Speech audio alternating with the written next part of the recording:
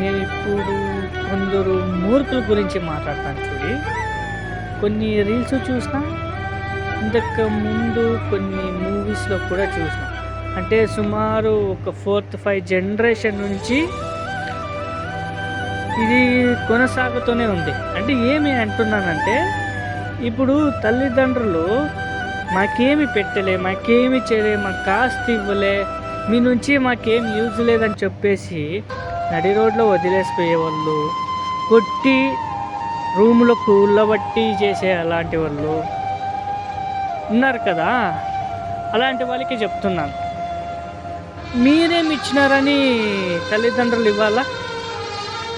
ఏం ప్రేమ పెంచినారు, ఏమి చూసుకున్నారు?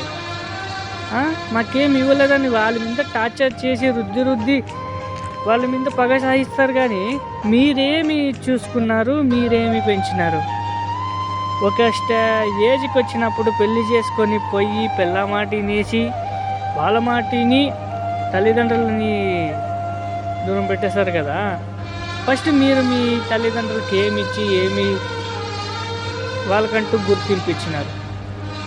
ఇంకోటి చెప్తాను చూడు, 100% ఉండే ఫ్యాక్ట్ నిజము. మీరు తప్పుగా అనుకున్నా పర్లే, మీ నుంచి ఏమి తల్లిదండ్రులు ఇచ్చే ఆవశ్యకతము లేదు. బాగా చూసుకుంటే చాలు, నడి రోడ్లో వదిలేకుంటే చాలు.